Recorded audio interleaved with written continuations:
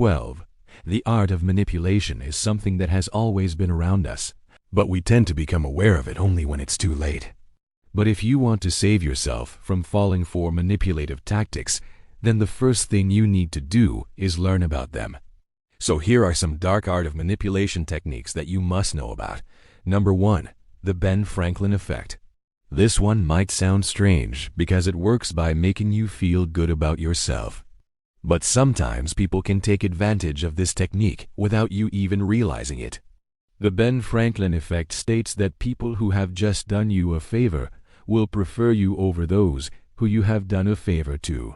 It's hard to believe, but studies prove that this cognitive bias can be very useful for getting what you want from people, whether at work or in your personal life. For example, let's say you ask your colleague for help with a project, something outside their job description. They agree and help you out. Because of the Ben Franklin effect, they will start liking you more than others. And so you will be more likely to get a favor from them in the future. No. 2. The Scarcity Principle. Have you ever noticed how shops label their products as limited edition, or how Netflix categorizes certain shows as only available for a limited time? This is called the Scarcity Principle, and it works by making you think that you might lose out if you don't buy the product or avail the service now. Marketers use it all the time to increase sales. But you can also use it to get what you want from people. For example, telling someone that there are only a few tickets left for a show or event can make them feel like they might miss out and thus encourage them to buy. Or telling your boss that there are only a few employees who know about the new project could convince them that they need to tell you more about it. No. 3. Reciprocal contagion. You might have heard of this one being referred to as the chameleon effect.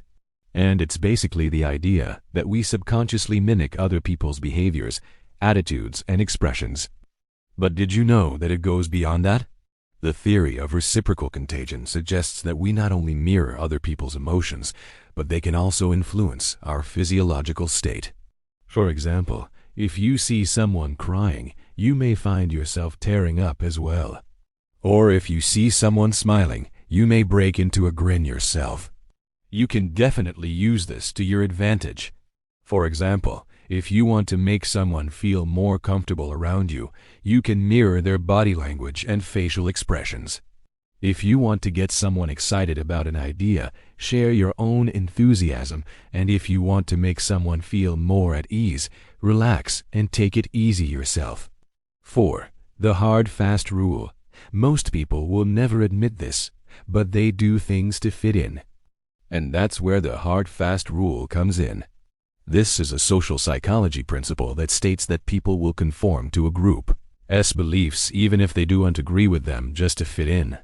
A great example of the hard, fast rule in action is the Milgram experiment, where participants were asked to administer electric shocks to a learner for incorrect answers. Even though they felt terrible about it, most participants continued to shock the learner because they were told that it was important for the experiment. And since they didn't want to be seen as non-cooperative, they just went along with it. No. 5. Social proof. Have you ever found yourself doing something simply because everyone else was doing it? For example, let's say you're at a concert and the person next to you starts clapping. Even if you don't feel like it, you might find yourself clapping along too.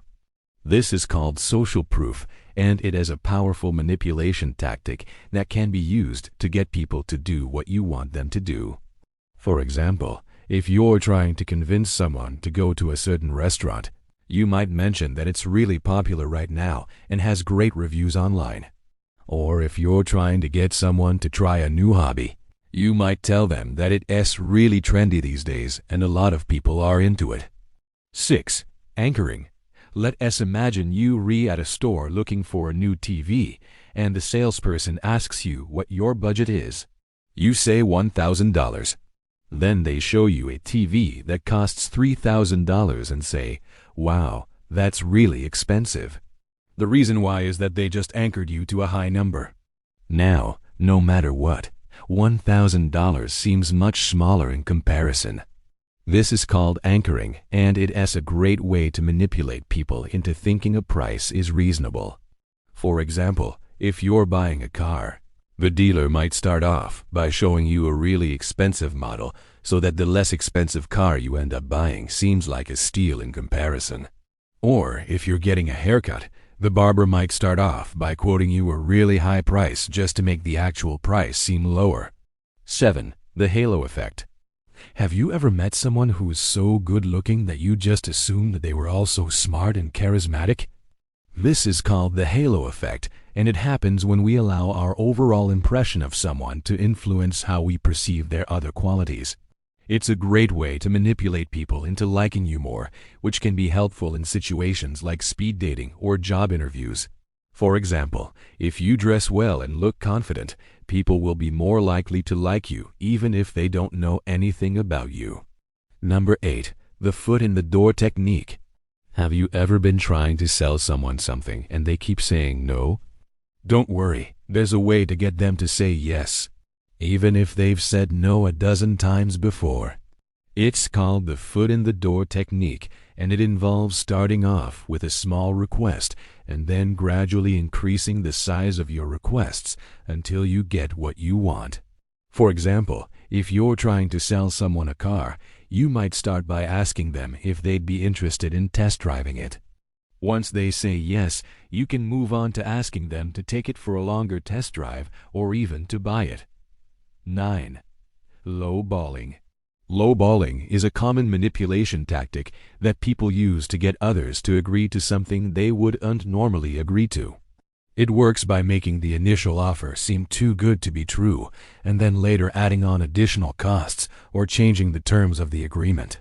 For example, let's say you agree to do a project for a friend for $100.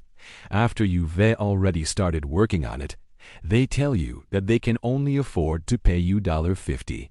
Or let's say you agree to meet a friend for dinner, and they tell you that they'll pay for everything. But once you arrive at the restaurant, they tell you that they can only afford to pay for your appetizer, not your entree. Number 10. Guilt tripping. We've all experienced it when someone makes you feel guilty for not doing something for them. It's called guilt tripping, and it can be a really effective way to manipulate someone into doing what you want them to do. For example, if you're trying to get your friend to go to a party with you, you might say something like, "Oh, you don't want to go to my party because you don't like me anymore," or "You're just not a good friend if you don't want to help me." Number 11. That's not my name. In order to gain power over someone, one of the most effective tactics is to make them dependent on you. And the best way to do that is by being the one who provides a necessary resource. But here's the catch. That resource needs to be something that the person you want to manipulate doesn't know they need yet. That's why it's crucial to first build rapport and trust. For example, if you want to get your boss to agree to give you a raise, you might start by getting them to like you by agreeing with them on unimportant matters and being friendly. Then you can start asking them for small favors until they become dependent on you and see how valuable you are to them. Then you can ask for the raise. 12. Gaslighting. Gaslighting is a form of manipulation in which the target is deliberately misled and made to question their perception of reality. It is a way of controlling someone by making them doubt their own judgment and manipulating them into questioning their own sanity. For example, a gaslighter might deny doing something wrong and instead blame the other person for misinterpreting their actions. This can cause the target to question their memory and understanding of events, leaving them confused and anxious. Learning about these dark art of manipulation techniques is a great first step towards protecting yourself from them. But it is also important to be aware of the signs of manipulation so that you can stop it in its tracks. By being aware of these manipulation tactics and their telltale signs, you can better protect yourself from those who would do you harm and create healthier relationships based on honesty and respect.